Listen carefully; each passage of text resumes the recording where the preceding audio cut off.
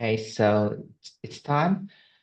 Hello, everyone, and welcome to today's session, Cyber Resilience in the Face of Emerging Threats, presented by the Generations Forum of the International Actuarial Association, also known as the IAA.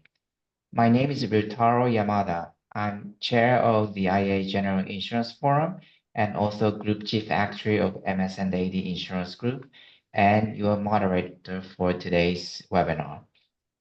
Cyber risk is becoming increasingly complex and sophisticated, with AI-driven attacks, ransomware causing greater impact, and supply chain vulnerabilities affecting multiple downstream victims. As actuaries, it is essential that we deepen our understanding of cyber risks, not only from an underwriting perspective, but also to safeguard insurance companies against operational risks. We are pleased to be joined by our speaker, Chris Rees, Managing Director of the Aon APAC Cyber Team, who will discuss this important topic with us today. A couple of housekeeping items before we begin. Yes. Questions and comments, verbal capabilities are turned off, but you can submit questions anytime using the Q&A icon at the bottom of your screen. We will address them during the Q&A session at the end. Recording and presentation, a YouTube recording and the presentation deck will be available on the IAA website within the next day or so. To find this and past events, visit www.actuaries.org and go to News and Events, Past Events Library. Disclaimer. Yes, so the views expressed by the presenter and in the Q&A session are those of the authors and do not necessarily reflect the policies or positions of the IA or any other organization. While care has been taken to ensure accuracy, neither the IA nor the authors accept liability for any loss arising from their reliance on this information. Thank you for your patience. And now I'm delighted to introduce Chris Rees. Chris, the floor is yours. Thanks, Ria. So hi, everyone, and thank you for joining today's session. So quick introduction to myself. My name is Chris Rees, and I lead the Aon Cyber Solutions Adversary Attack Simulation team for Asia Pacific. So my background is in ethical hacking. I've been working in cybersecurity for almost 20 years, both in the UK and APAC region. During this time, I've held various professional cybersecurity certifications, and I've worked on adversary attack simulation projects for both public and private sectors, internationally and regionally, and across a broad and diverse range of market sectors. So that's a little bit about me. So I was kindly asked to present today on the topic of cybersecurity. Now, my team specializes in simulating sophisticated cyber attacks to help our clients improve their cyber resilience.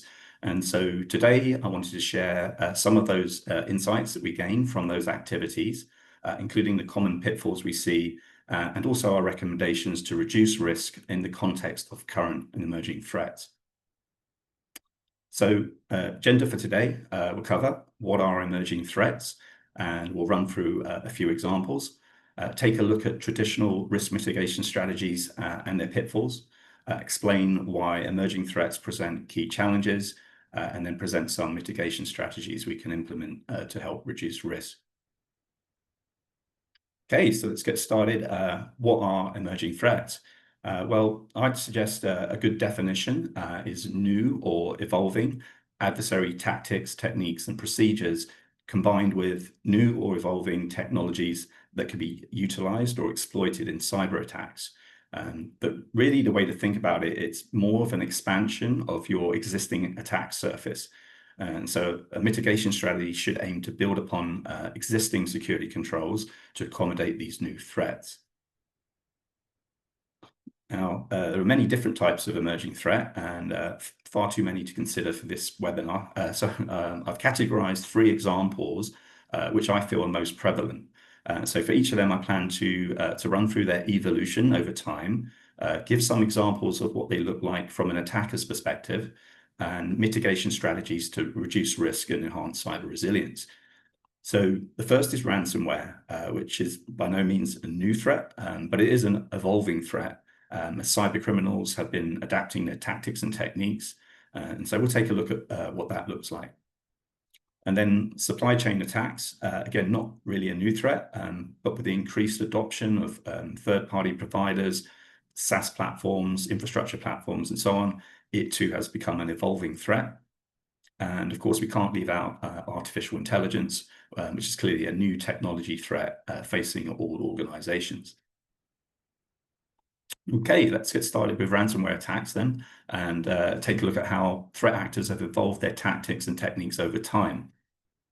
Now, if we take a trip down memory lane, ransomware attacks were very different from today. So they were typically indiscriminate, so targeting the general public as opposed to targeting specific organizations, and were often referred to as spray and pray campaigns, so designed to compromise large numbers of computers at scale.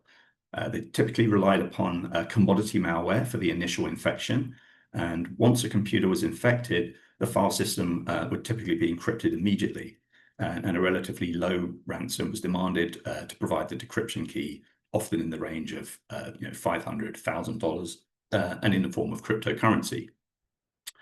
So now these tactics worked for a while. However, the return on investment became increasingly diminished due to the burden of collecting ransom payments. So back then, many victims did not even know what cryptocurrencies were, let alone how to acquire them. And so even willing victims who wanted to pay the ransom required assistance to make the payments. So this led to some ransomware groups having to provide customer support services just to recover the ransom demands. And in parallel, antivirus vendors were also catching up with this new threat and had countered by introducing next generation antivirus, which was much more capable of detecting and blocking ransomware. So overall, the increased burden on ransom collection combined with better antivirus defenses led to a decreased return on investment and forcing ransomware threat actors to change their tactics. This leads us to the current landscape. So due to the diminished return on investment with spray and pray campaigns, ransomware groups switch their tactics to what is often referred to as big game hunting. So this involves targeted attacks as opposed to the previous indiscriminate campaigns. The techniques used are much more sophisticated and the ransom demands significantly larger, so typically in the millions. So when a computer is initially infected, rather than encrypting the device immediately, the malware instead acts like a Trojan horse, providing stealthy remote access to as a foothold into the internal network. Once on the network, the attacker can then move around the environment to seek out critical assets for encryption. Now, a notable development here is not only the targeting of critical assets to encrypt, but also exfiltrating sensitive data for extortion by threatening to publicly release or sell the stolen information. Okay, so this brings us to both current and what I call evolving landscape, so both. So with the rapid adoption of cloud and SaaS platforms, the traditional attack surface has expanded to include internet accessible third-party providers. And with this evolution, attackers have adapted their tactics and techniques to focus on the external attack surface, so your internet-facing systems. And this presents both targeted and opportunistic threats with a diverse range of targets. And increasingly, initial breach we're seeing is due to stolen credentials and exploitation of unpatched internet-facing systems, as opposed to the more traditional email phishing attacks. So a good example was the United Healthcare data breach. This was the largest healthcare data breach in the United States, with almost 200 million people affected. And during the CEO's testimony, it was revealed that the initial entry was via compromised login credentials for a remote access portal that lacked multi-factor authentication. So this is a good example of initial breach due to stolen credentials. Okay, so let's take a look at some conceptual ransomware attacks based on these current and emerging trends. Okay, so the first example is social engineering. So I'm sure most of you are probably familiar with this one. An attacker will trick an employee into executing malware. Typically, that would be via some sort of email phishing campaign. If they're successful, they will essentially acquire the identity and credentials of that victim. They'll then use the employee's identity to access various systems and resources on the internal network based on the privilege of the compromised user. And so, during discovery activities, it's quite common for an attacker to explore internal network shares, for example, looking for sensitive data. And it's also, unfortunately, quite common to find plain text credentials stored in files on these shares. So, for example, an attacker may discover database credentials within a configuration file and then use those credentials to access the database servers and then exfiltrate any sensitive data for cyber extortion. And also, depending on the privilege of the database credentials, we may also be able to encrypt the database in a double extortion attack. So that's a classic example of a ransomware attack via social engineering, and it's still a current threat. Example 2 is stolen credentials, which is actually now the most common method for achieving initial access. And this involves info stealer malware. So info stealers are a class of malware designed to quietly harvest sensitive data from infected machines, which are then packaged and exfiltrated to attacker-controlled servers and subsequently sold to dark web access brokers. So the harvested data typically includes any captured credentials, login credentials, and other types of sensitive data. The dark web access brokers then validate the credentials to make sure they work, and then package them as verified access dumps for sale on the dark web. So as an attacker, you would acquire a verified access dump from a broker, and then try the credentials against any of your target's exposed authentication interfaces. And of course, if you're lucky and the credentials work, you can log in and maybe access some sensitive data. And then, of course, you can extract that data and then hold it to ransom. So this is a very common attack at the moment, and we see a lot of, and it's a bit scary, really, as you don't need to hack in, you just need to log in.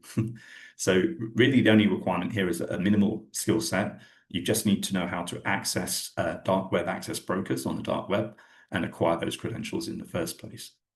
So that's stolen credentials. So example 3 is shadow IT. And so shadow IT refers to any systems, software, devices or services that are used within an organization, but without approval, knowledge, or oversight. So essentially unknown or unsanctioned assets that are exposed to the internet or accessible in the public domain. As I mentioned previously, attackers have shifted their focus to the internet attack surface. So here we have an attacker conducting some sort of reconnaissance activity against a target company's internet-facing assets. They're looking for vulnerabilities and exposures that they can exploit. In this example, the target company may have a robust attack surface, and so there are no vulnerabilities to exploit externally. But unbeknown to the company, an employee has deployed a test environment within a cloud-based platform for legitimate testing purposes. But unfortunately, he's using production data, which is, again, unfortunately, an all too common event. And because they're not familiar with the nuances of cloud security, they've made a configuration mistake with overly permissive permissions. So here, the attacker discovers the misconfiguration, gains access to the production data, and exfiltrates for cyber extortion. So that's an example of a ransomware attack via shadow IT. Okay, so hopefully that has provided an overview of ransomware attack evolution and some conceptual example attacks. So let's do the same for supply chain. Okay, so historically, supply chain attacks were mostly opportunistic, so based on stolen third-party vendor credentials, and typically affected a single supplier with minimal sort of downstream impact. A good historical example was the 2013 Target data breach. The attack resulted with the attackers stealing financial and personal information of approximately 100 million target customers. And according to the United States Senate Committee, initial access was via stolen credentials from a third-party vendor. So here we have another example of initial access via credential abuse. Okay, if we compare historic to current and evolving supply chain attacks, they become much more targeted.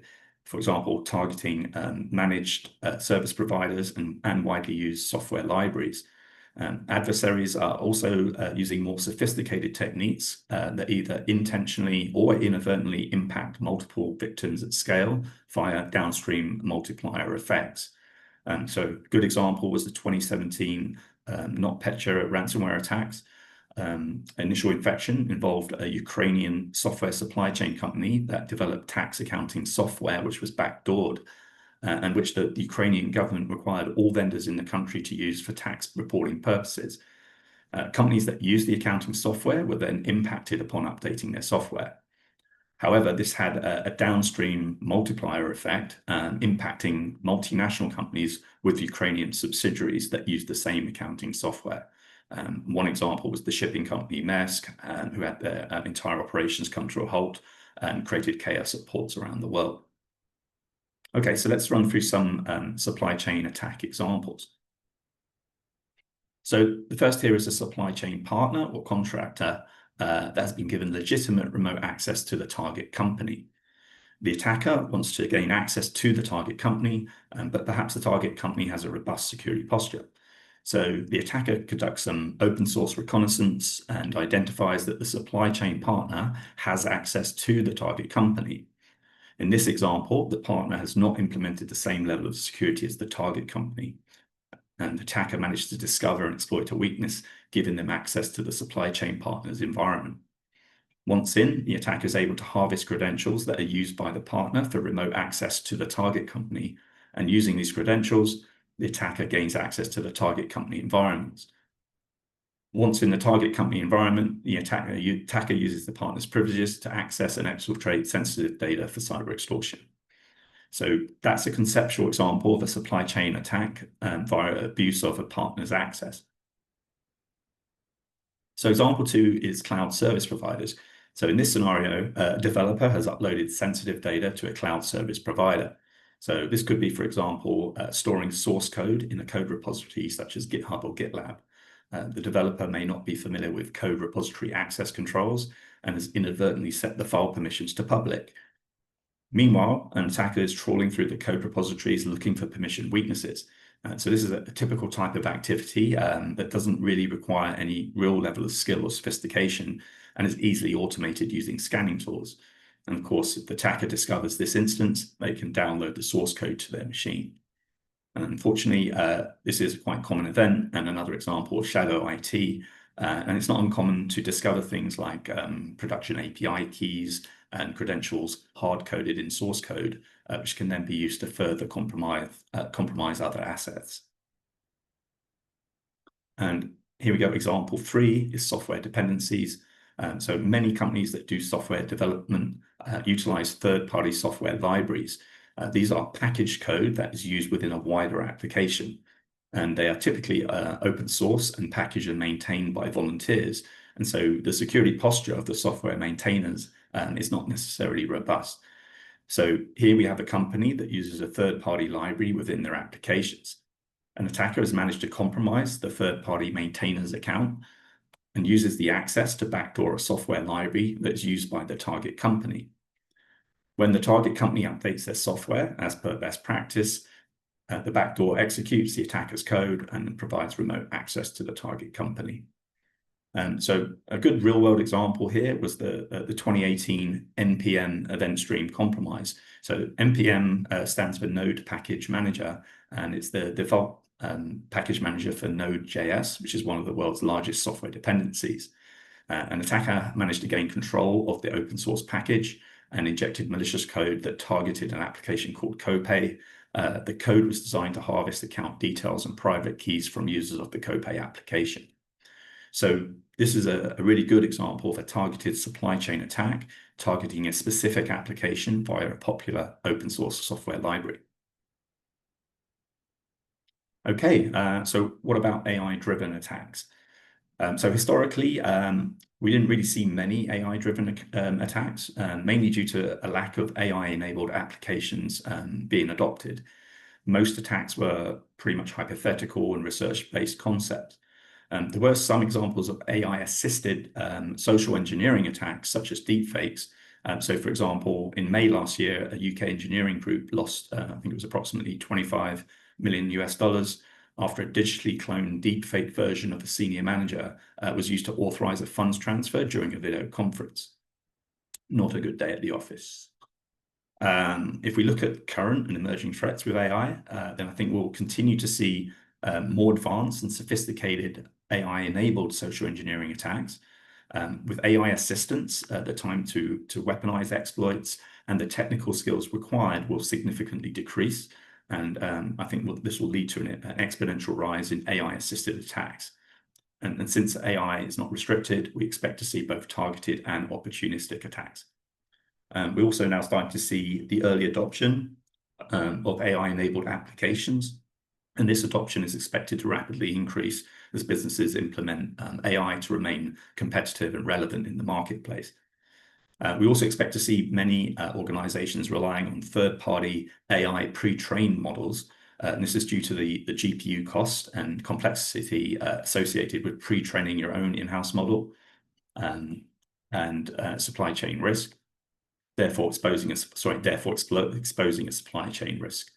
And not to forget self-inflicted wounds, although not intentionally malicious. We expect to see more instances of data disclosure due to shadow AI. So this is where employees may inadvertently disclose confidential data via unsanctioned third-party AI applications, and also hallucinations where an AI model generates incorrect or fabricated or nonsensical information, but presents it as fact. So a good recent example being the accounting firm Deloitte, who are commissioned to review the Australian Department of Employment and Workplace Relations compliance framework. The resulting report reportedly contained multiple errors, including non-existent references and citations, and this forced Deloitte to issue a partial refund after admitting it used generative AI to help produce the report. Okay, so let's jump into AI-driven attacks and some conceptual examples of what that looks like.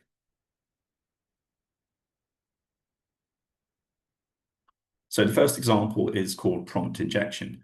So prompt injection is where an AI application accepts user prompts that can be abused to manipulate the model into ignoring its intended instructions or revealing sensitive information. So this typically occurs due to the autonomous and non-deterministic nature of AI models and the tendency to treat all input as authoritative, which presents opportunities to manipulate the reasoning via the prompt to perform an action that was not intended. So in this example, we have an insurance company that has integrated a chatbot into its website to assist with the claims management process. The chatbot, as you would expect, accepts user prompts as part of the claims handling process. However, in this instance, the attacker submits a fraudulent claim for a large sum of money and instructs the agent to ignore any rules it might have and approve the claim. If the AI incorrectly treats the prompt as an instruction as opposed to prompt data, then the claim will be approved and the payment sent to the attacker. And so that's an example of prompt injection. Second example is indirect prompt injection. So in this case, the attack is similar to prompt injection in that it's designed to trick the AI into performing an action that is useful to the attacker.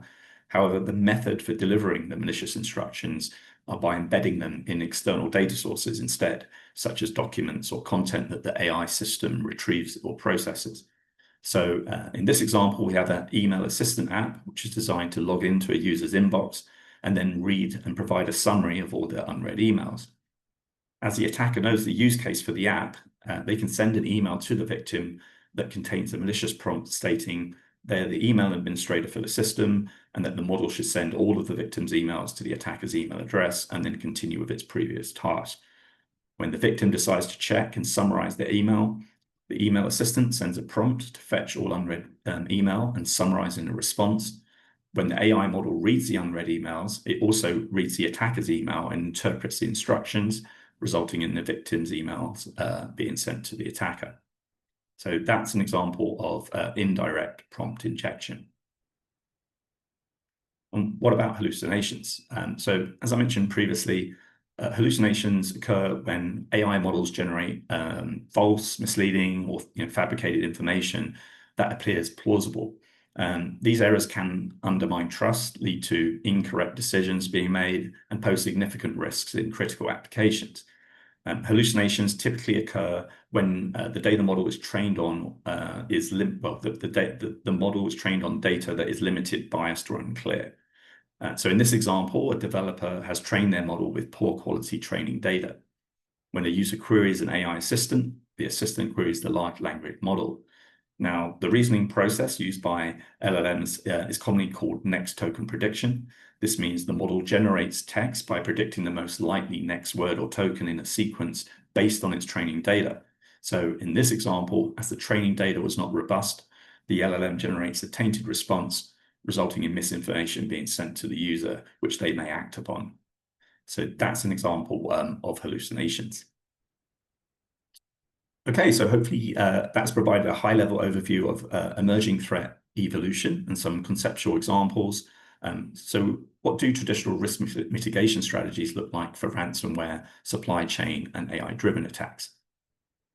Well, first thing we need to consider is governance, risk, and compliance. So depending on what geographies and jurisdictions your business operates in, you may be subject to certain laws and regulations. For example, if you process personally identifiable information in Europe, you'll be subject to GDPR. If you process payment card details, you'll be subject to PCI DSS. So these regulations apply generally and are agnostic to the type of emerging threat you may face. However, if you are a supply chain manufacturer, then more specific regulations may apply. For example, the Cyber Resilience Act is specifically focused on manufacturing supply chains. And if you're implementing AI technology in Europe, the AI Act would apply. And so it's important to understand what laws and regulations apply based on your business operations and jurisdictions. And then we have standards and frameworks which you can align to help you demonstrate compliance with any applicable regulations. The two most common ones being NIST Cybersecurity Framework and ISO 27001. But again, there are more nuanced standards and frameworks, such as the NIST-C SCRM guidelines for supply chains and NIST AI risk management framework for AI implementations. So all of these should be considered as a starting point to provide the policies, procedures, and standards you implement to defend against cyber attacks, not only in general, but also for specific emerging threats. So next, we should consider security controls, which are categorized typically under prevention, detection, and response. So examples, you've probably heard most of these, but with typical prevention controls, would be things like next generation antivirus, intrusion prevention and detection systems, privileged access and identity management systems, multi-factor authentication, and patch management solutions. Examples of typical detection and response controls would include endpoint detection and response, or EDR, security information and event management systems, security operations center, and business continuity and disaster recovery plans. So these are examples of the typical security controls deployed by organizations to defend against ransomware and cyber attacks in general.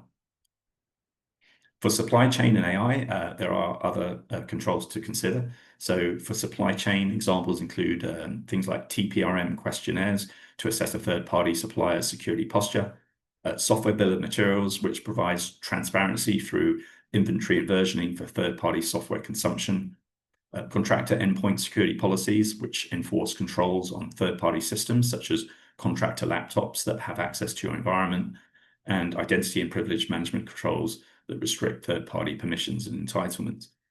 And under AI, examples include implementing software development lifecycle security best practices, implementing guardrails, which are essentially policies and rules for AI model inputs and outputs, human in the loop to provide manual approval for sensitive transactions, such as authorizing payments, and AI red teaming to test abuse cases specific to the use cases of the AI implementation. So that covers an overview of traditional security controls that are implemented defending against emerging threats and cyber attacks in general.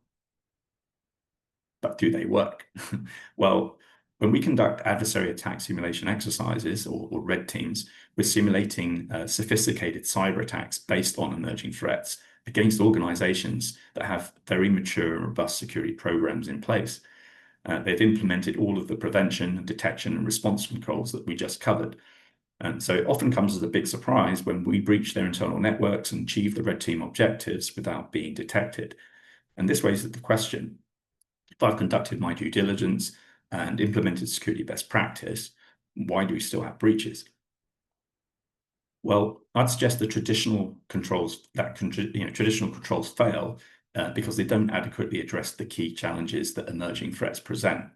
So let's go through these key challenges.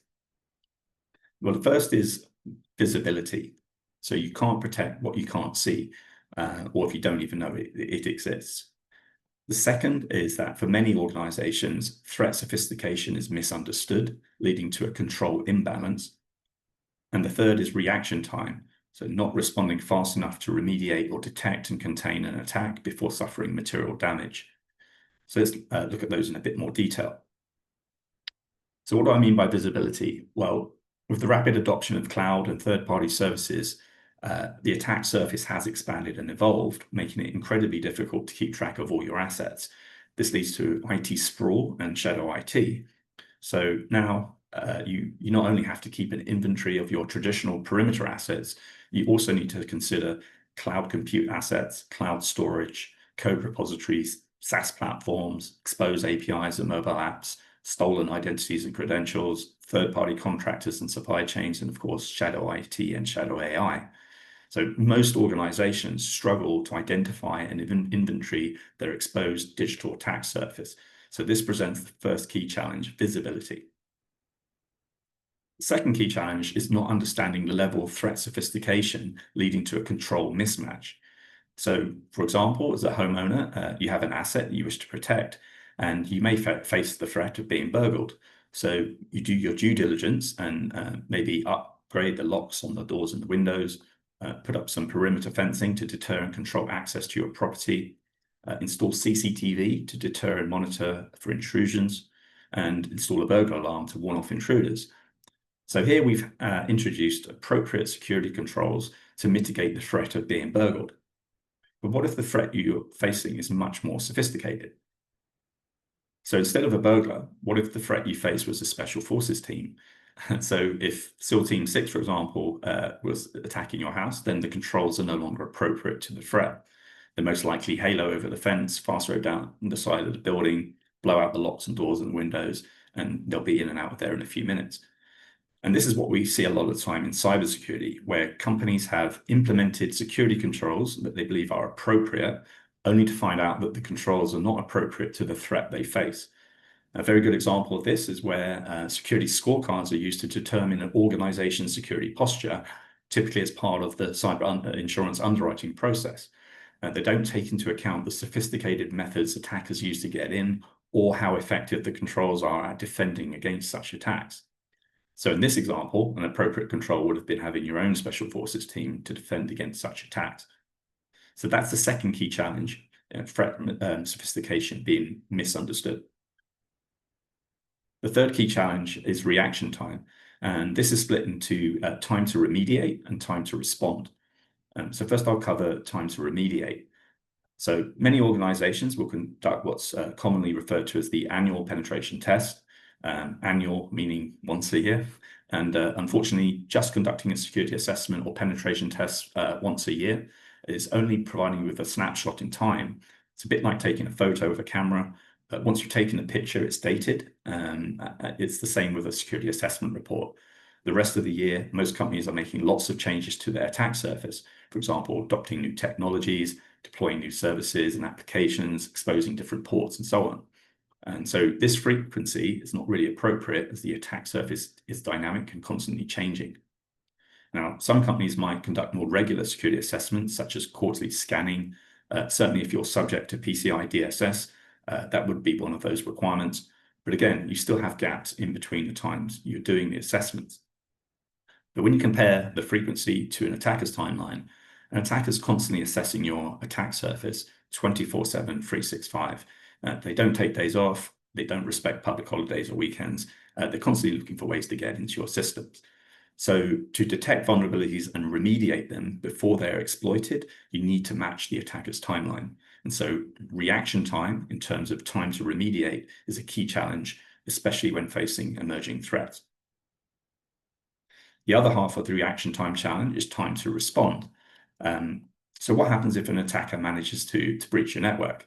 They've gained initial access, executed their payload, established remote command and control, and now they're conducting discovery activities, looking for ways to elevate privilege, move laterally in pursuit of their objectives. Well, the good news is it's not game over. The attacker still has a lot of work to do, and it's highly unlikely that the first user they compromise to gain access has sufficient privileges to achieve their objectives. This means the defending team has the opportunity to detect, contain, and eradicate the threat before suffering material damage. And this is why dwell time is important. So dwell time is the overall time from the attacker's initial access to them either achieving their objective or the time taken to detect, respond, and contain the attack. Obviously, the latter quite clearly being preferable. A good example many years back was the Bangladesh Central Bank. So they suffered a cyber attack where $80 million was transferred to casinos in the Philippines. The incident response report was released about a year later. And what was interesting was that they found out that the threat actors were actually on the internal network for over a year before they were able to achieve their objectives. So in this case, the dwell time was just over a year, for which the bank had the opportunity to detect, contain, and eradicate the threat. Unfortunately, that wasn't the case, but hopefully it demonstrates that reaction time to respond is critical and another key challenge when facing emerging threats. Okay, so how do we address these key challenges? Well, unfortunately, there is no silver bullet, but based on our experience from red teaming and seeing the most common pitfalls, I'd suggest implementing a continuous assurance program would be an effective strategy to tackle emerging threats holistically. So an example of a continuous assurance program is Continuous Threat and Exposure Management, or CTEM. The concept was originally introduced by Gartner, and it provides a framework for proactively identifying, validating, prioritizing, and remediating threats across your attack surface on a continuous basis.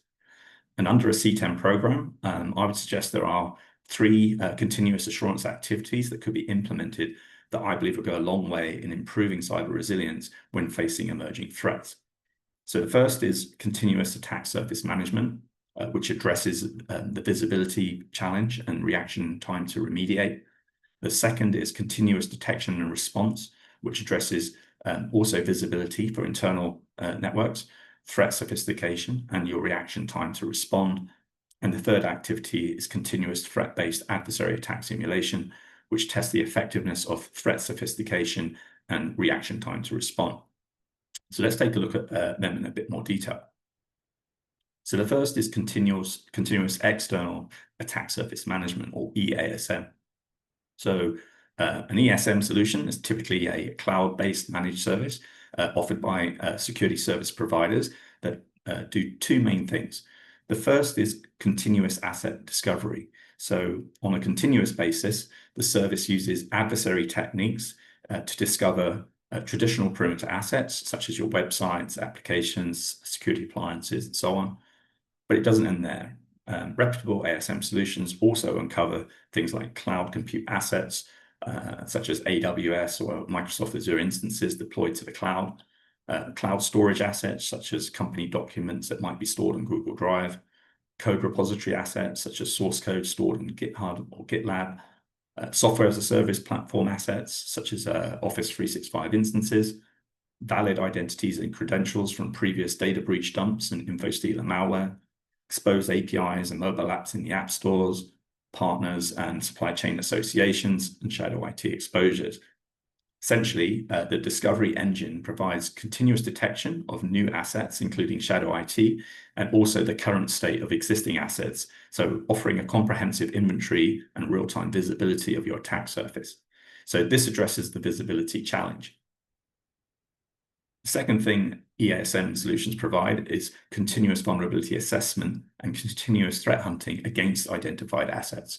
So a few examples of common issues detected in real time include things like stolen credentials that can be used to log into internet exposed interfaces, API keys and credentials stored in source code or mobile apps, and the latest emerging threats affecting your attack surface based on threat intelligence and dark web chatter.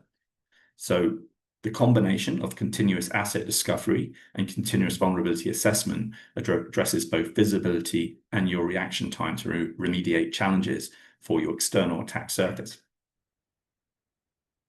The second activity I'd suggest is continuous detection and response. So this is where both technology and human expertise are required. The first component is the technology required to identify cyber attack activity on your systems. And this is where endpoint detection and response, or EDR, tools are used. So EDR agents are installed on all of your computer systems in a similar way to antivirus. The EDR agents then send all of the computer telemetry to a central data store on a continuous basis. So essentially, they act a bit like mini vacuum cleaners, if you like, sucking up all of the signs or breadcrumbs that attackers leave behind in real time. So that's the technology component. The second component is human expertise, and this is required to contextualize and identify indicators of compromise, so the attacker's breadcrumbs, in real time through proactive threat hunting. And so it's important to distinguish that threat hunting is a very different discipline to the activities that are normally conducted by SOC analysts. So true threat hunters spend most of their time researching the latest attack techniques and producing methods to detect those techniques using the available telemetry from the data store on a continuous basis.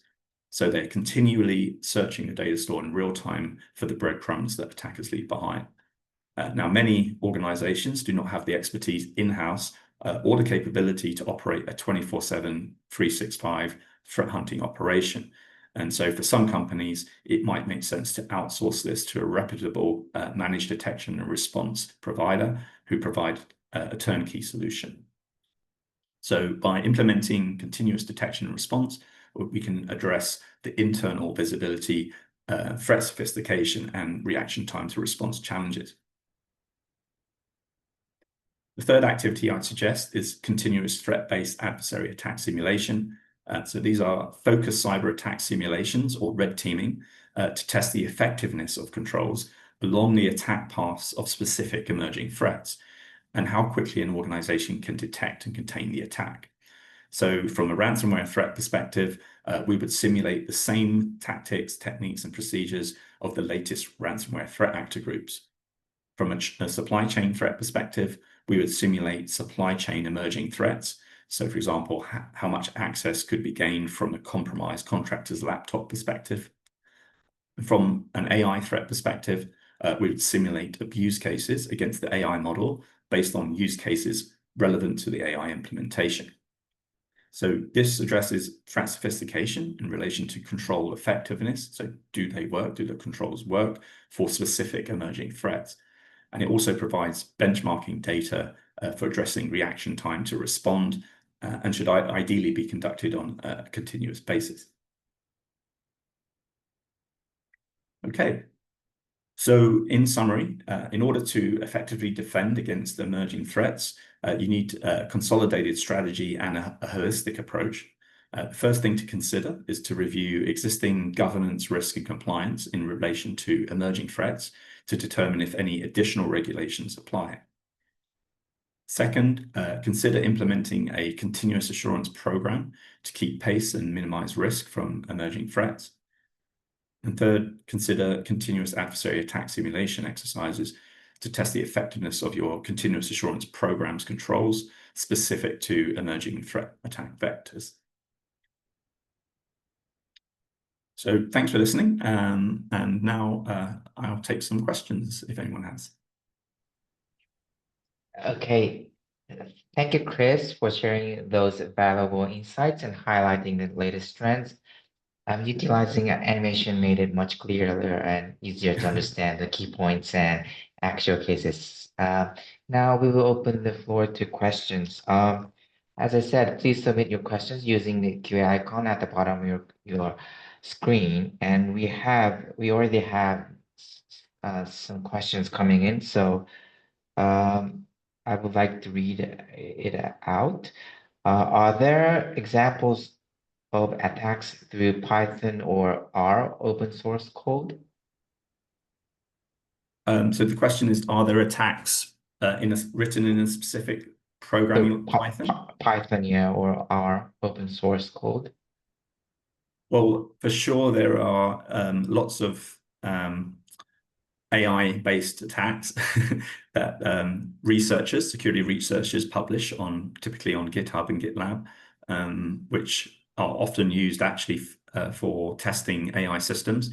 I haven't got resources off the top of my head, and often they're written in Python. That's a common, scripting language that's used for weaponizing tooling and payloads for adversary attack simulations. So I think, the answer to the question is yes, 100%. Do I have the detail right now to hand? No, but if I can definitely take that offline and provide some links or resources, to some tooling that might be interesting for security research purposes, of course, used ethically. Yeah. Okay. Thanks, Chris. The next question. How easy is it to get access to emails, team messages, API traffic, or other means of communication for a hacker? Wow. Okay. Yeah. Good question. That's quite broad. So getting access to emails, the thing is that's the objective, right? It depends on the objective. If your objective is to compromise someone's inbox, that could be as simple as sending them a phishing email, or it could be as complex as technically hacking the email server where their emails reside. So there's lots of different ways to achieve the objectives. And this is one of the common themes we see a lot, actually, where most systems and the traditional approach to risk management tends to be asset focused or asset centric. So we only concentrate, for example, on is my new website secure? And you deploy your website, and we look at it in isolation as an asset and say, okay, great, we've tested it, we've put all the good controls in place, no one can hack my website. But of course, if you can send an email to the website administrator and trick them into compromising their laptop, they have obviously administrative access over the website, and therefore you can, all of the integrity, the confidentiality, availability is all gone out the window, because now you can impact the website via a different method. The objective is the same, the way you approach it is different. So I don't know if that answered the question, but it's if you want to secure your APIs, obviously you do need to do asset centric stuff anyway. That's very important, because just from a due diligence standpoint, you need to make sure that the asset's secure in isolation. But really, this is what I was trying to say a bit with this presentation. It's not only about, unfortunately, just securing an asset in isolation anymore. You need to consider who's going to attack you, why are they going to do it, how are they going to do it, and if they're really determined and they want to get in, then maybe they won't need to hack the asset in isolation. They'll find another way to go to get to the objective. That makes sense. Okay.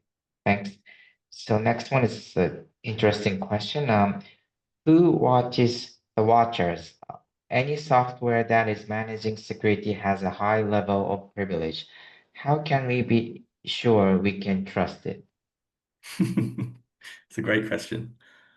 The answer is, unfortunately, it's quite common that security software is often the software that's being targeted by threat actors, especially at the moment. When we talk about emerging threats, it's very common now that threat actors are targeting security appliances that sit on the perimeter. So things like firewalls, VPNs, and so on, and looking for bugs in those systems, because they know that if they can compromise the security device, then obviously they've got a quick, easy win into the network. Unfortunately, if software could be secured, we'd all be out of jobs because for good examples, Microsoft, right? They've been developing software for over 40 years. They have the best engineers in the world. They literally wrote the book on security development lifecycle, but they have Patch Tuesday, right? Every second Tuesday of the month, they release security updates for their products, because unfortunately, software inherently is always going to have bugs in the code. Be interesting to see what happens in the future with AI when hopefully it gets to a point where AI can actually iron out some of these bugs. But I think that we shouldn't hold our breath at the moment. But that doesn't really answer the question, which is there's not much you can do about it other than choose reputable vendors that have a historical track record of, hopefully not having too many bugs in code, and maybe have some, it's difficult to say, but failover, as it were, but like having a selection of vendors depending on the context, redundancies. We used to call it dual skin firewalls back in the day, when to divide firewalls between your perimeter firewall and the DMZ, you typically choose two different vendors, so that if there's a 0-day on the front door, they couldn't use the same one to get through the DMZ into your internal network. So similarly, you may want to, depending on the context, you would want to have some sort of redundancy using different vendors for that reason. Okay. So the next question is a bit extra question. How do you see the insurance pricing for cyber, since historical data is not relevant for future risk? It's not my area of expertise, unfortunately, even though the company I work for does place in cyber insurance. But I don't know is the answer, to be honest. Certainly what I'm aware of is I think we're in a soft market at the moment, and it goes up, there's trends that go up and down. I think pricing risk, I wouldn't want, which you guys do, is a very challenging area. You've got a very challenging job there. So yeah, it's not my area of expertise, so unfortunately I wouldn't be able to comment on that. Okay. Um,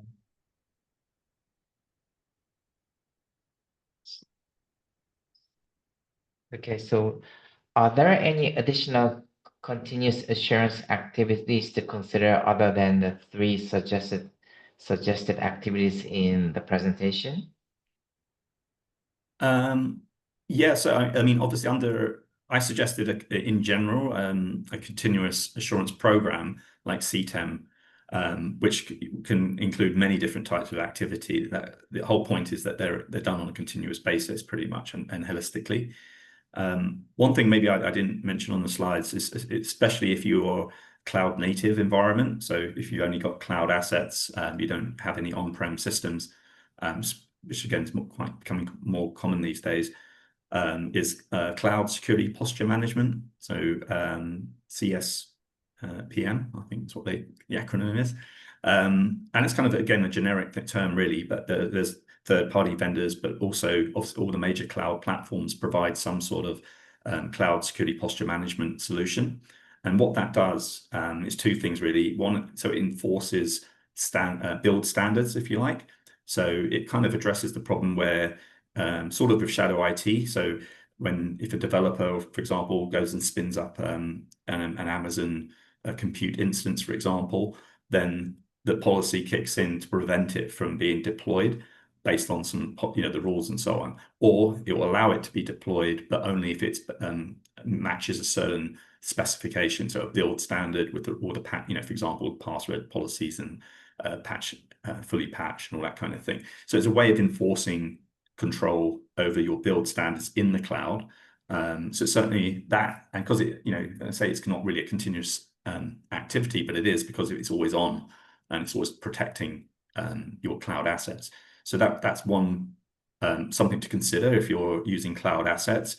Maybe look to your cloud provider for what sort of cloud security posture management solutions they offer, to understand the benefits of that, because that can help a lot with either blocking people from deploying shadow IT that you are unaware of, or if they are deploying, then at least they're secure builds that are being deployed on a consistent basis and they're being inventoried and registered. Okay. So the next question, the tools you presented are mainly applicable to large companies. What would you recommend to small and medium-sized companies? Yeah, that's a great question. And again, with smaller companies, obviously, budget's always a concern for everyone, right? So I think if it depends on your obviously on your business use cases, your operations, and so on. If you're primarily cloud-based and you don't have your own internal infrastructure, then there's lots of good solutions you can rely on from cloud providers like Amazon and AWS, sorry, MS Azure, or whoever you use, right? If you've got internal systems that you're using, Again, it's probably, you know, I haven't looked at the budget side of it, but like providing an MDR or approaching an MDR, sorry, a managed detection and response provider, to put, you know, essentially the agents on all of your computer systems that can detect the early signs of compromise and then proactively block and contain those attacks, I think would be probably the best course of action. But again, you know, MDR services are not necessarily cheap. And as a small business, obviously you have to weigh up the cost and benefit analysis. But certainly, you know, it's not game over when an attacker gets in necessarily. That's why, as long as, you know, if you've got the right technical expertise and technology to then introspection to detect those breadcrumbs, block and contain attacks in real time, then it's invaluable, right? You're stopping attacks. If you don't have that and it's you're only using mostly SaaS platforms or cloud providers, then obviously you're kind of more reliant on what they've got in terms of the same sort of detection and prevention measures. Okay. So next question.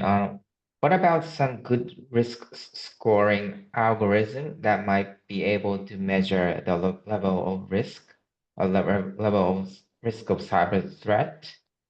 Obviously, depending on industry, but do you have any suggestion? Yeah, so the answer is again not my area of expertise in terms of risk quantification, but or scoring. We certainly use scoring systems. For example, if we were doing a security assessment test or assessment, we use a system called the Common Vulnerability Scoring System, or CVSS.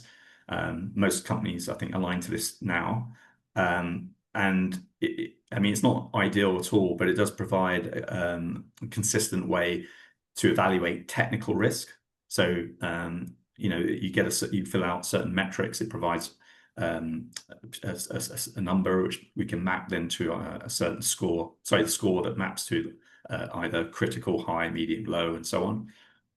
But it doesn't take into account internal compensating controls. So you know, typically what happens in my area of what we do with adversary attack simulations or security testing, we're often reporting what we call the inherent risk. You know, like from a technical perspective, can it be done? Yes or no? We don't consider other mitigating factors potentially that may reduce that risk internally, simply because often the cases we don't know about them, or you know, and also we're not risk owners.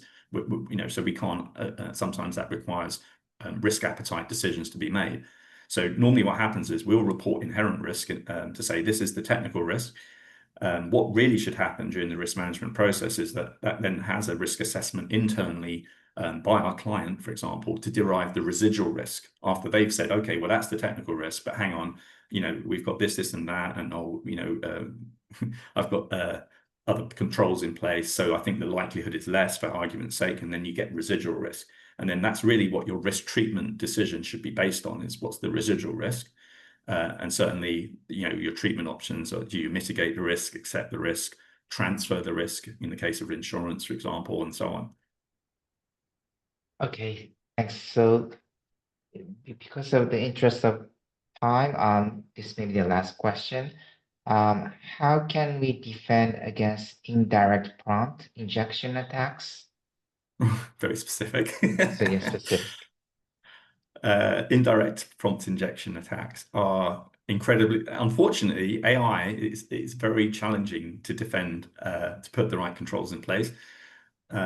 With any prompt injection, because AI large language models are non-deterministic.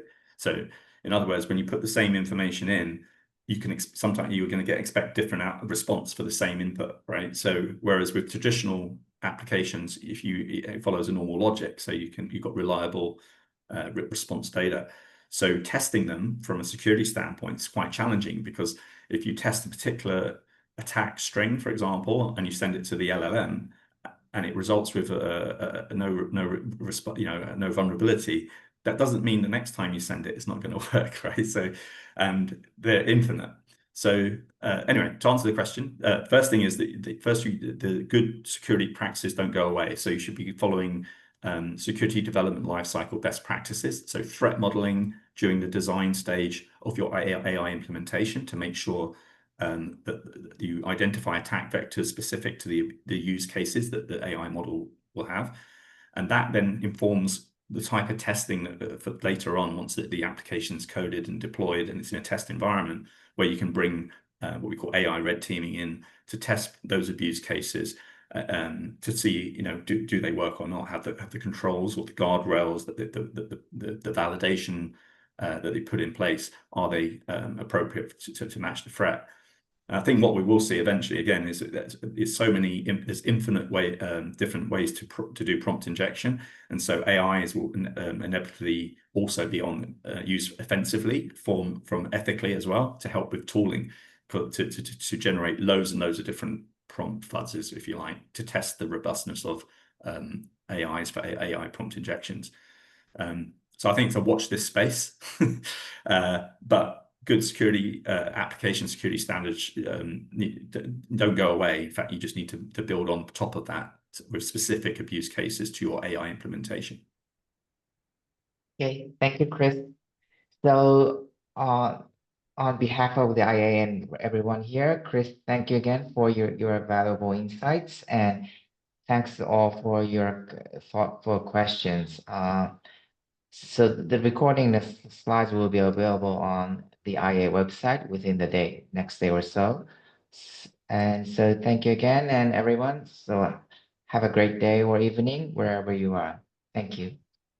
Thank you, everyone.